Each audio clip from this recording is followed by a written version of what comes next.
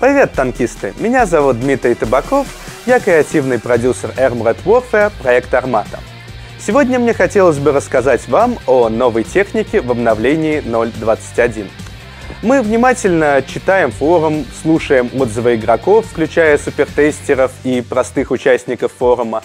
И, пожалуй, две самые частые темы — это, во-первых, новая техника, когда же она будет, и, во-вторых, баланс классов, что чаще всего выражается в темы о доминировании основных боевых танков и о проблемах класса ББМ, в первую очередь на автопушках. И таким образом в обновлении 0.21 на новой технике мы в своем роде решили попробовать убить двух зайцев. Во-первых, как дать новую интересную технику, во-вторых, решить проблемы автопушечных машин и показать, что даже легкобронированная техника может быть реально опасной. Во многом то, как эти машины отработают и что мы увидим по вашим отзывам, и будет использовано для ребаланса по иной технике в игре. Вы уже могли видеть в патчноутах изменения незаметности, которые сделали истребители танков более способными к снайперскому стелс-геймплею, изменения, касавшиеся автопушек и птуров, позволяющие им наносить больший урон, и в том числе тяжело бронированным целям. Теперь я расскажу о каждой машине по порядку. Первая машина BVP M2 Шакал представляет собой глубокую модернизацию BMP-2. С геймплейной точки зрения мы хотели сделать эту машину в своем роде вводной. На ней игрок сможет посмотреть, какие же машины дальше исследуют в линейке, поскольку на ней есть сразу и высокомощная достаточно автопушка с повышенной скорострельностью, и противотанковые управляемые ракеты Spike с возможностью самонаведения. Об этой возможности я расскажу чуть подробнее. Изначально, когда мы вводили эту возможность, мы задумывались о том, насколько она будет сбалансированной, поскольку действительно не раз звучали темы о том, что они отменяют необходимость в навыке игрока и слишком упрощают геймплей. Поэтому мы решили дать игроку интересный выбор. Если игрок выстреливает подобными птурами вручную, он может поражать танки в уязвимые зоны, что позволяет пробивать даже тяжелую бронетехнику, особенно с учетом высоких показателей пробития на этих ракетах. Если же игрок использует автоприцеливание, то ракета следует по сути в центр масс цели с корректировкой на положение пусковой в момент пуска, что обозначает, что по бронированной цели она может либо попасть в ландшафт, либо попасть в непробиваемую для нее броню.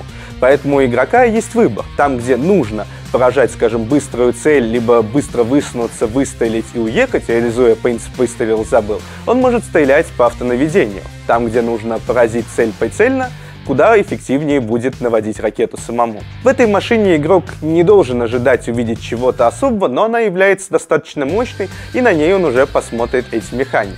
Следующая машина — Росомах на 7 уровне представляет собой интересный для нас эксперимент. Это, по сути, первая высокоуровневая машина в новых реалиях баланса 2.0, на которой есть только автоматическая пушка. С ее помощью предполагается, что машина сможет наносить достаточно большой урон, чему поспособствуют все правки для снарядов, как бронебойных, так и фугасных. И эта машина должна способна поражать цели как издали, особенно легкобронированные, так и в маневренном бою, обходя их, поражая их в уязвимые места, борт, корму. Естественно, мы посмотрим на то, как эта машина будет вести себя, в том числе и по отзывам играющих на ней, насколько она будет комфортна, и по статистике, начиная от процента побед, заканчивая тем, насколько она хорошо будет светить и насколько она будет эффективно уничтожать цели. Следующая ее версия, Росомах М1М, отличается значительно двумя вещами. Во-первых, на ней появляются снова птуры, и это уже более мощная версия Spike ER Extended Range,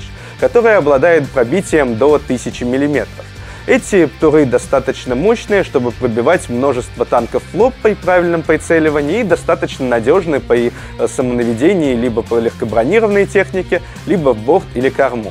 Кроме того, на ее автоматической пушке представлены впервые новый тип снарядов.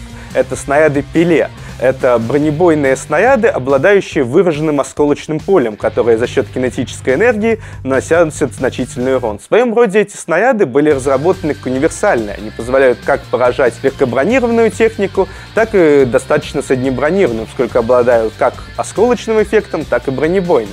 И на этой машине мы хотим посмотреть, насколько все эти новые механики будут опробованы.